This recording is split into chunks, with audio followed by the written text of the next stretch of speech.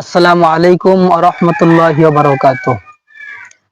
যদি সুস্থ থাকতে চান, ঔষধ ছাড়া এই জীবনটা অতিবাহিত করতে চান, যদি অলসতা থেকে দূরে থাকতে চান, একজন স্বামী হিসেবে স্ত্রীর কাছে বীর পুরুষ হতে চান, তাহলে অবশ্যই আপনাকে একটা কথা খেয়াল রাখতে হবে।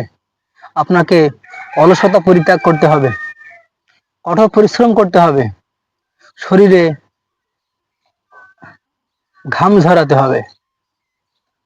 যদি আপনি শারীরিক পরিশ্রম কিংবা এক্সারসাইজের মাধ্যমে আপনার শরীরের ঘাম না ঝরান,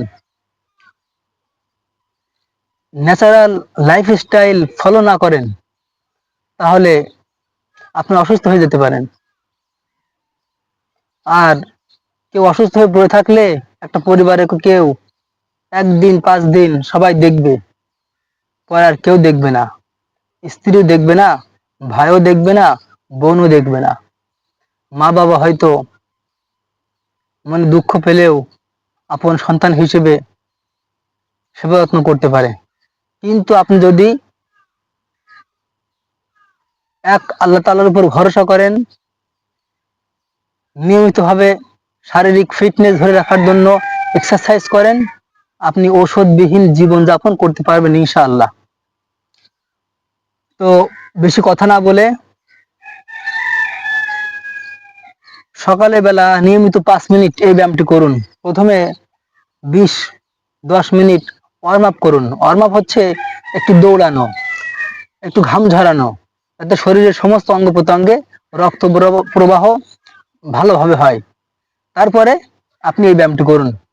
প্রথমেই বুক ভরে শ্বাস নিতে হবে।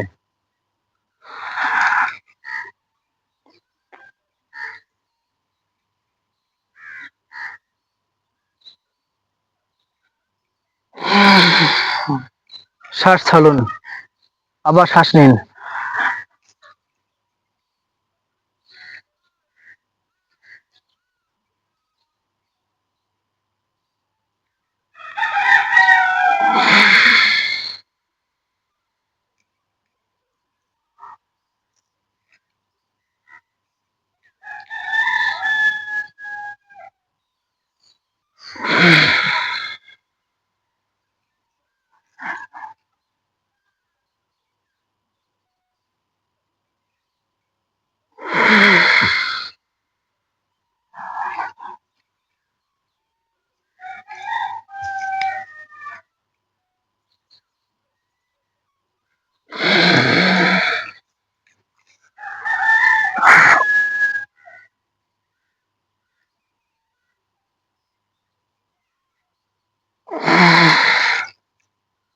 এভাবে কিছুক্ষণ করুন।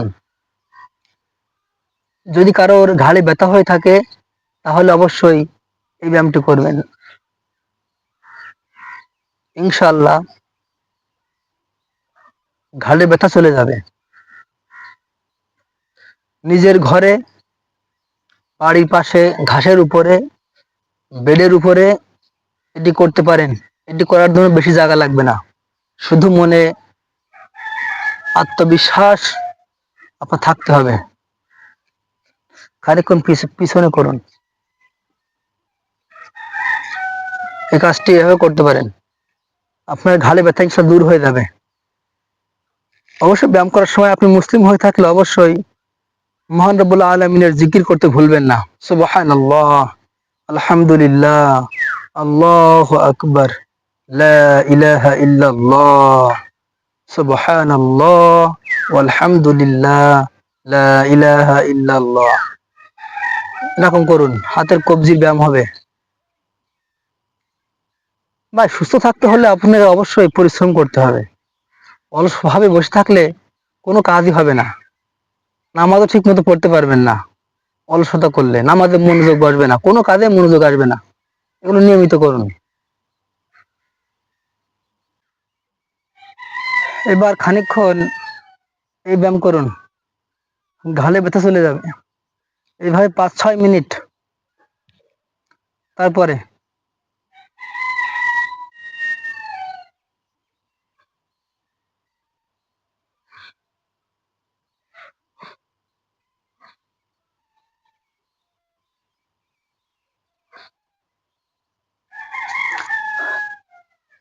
এভাবে খানিকক্ষণ করার পরে এই ব্যায়ামটি করুন।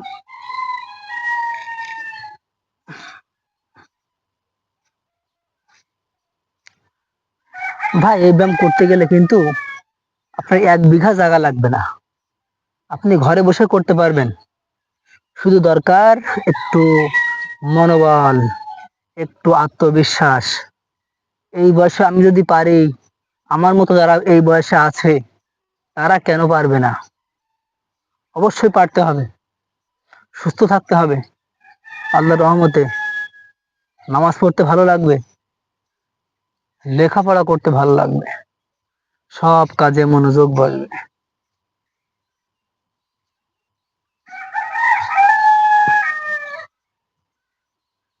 তো আজকে এই পর্যন্ত। আল্লাহ তাআলা সকলকে সুস্থ রাখুন। আসসালামু আলাইকুম ওয়া রাহমাতুল্লাহি ওয়া বারাকাতুহু।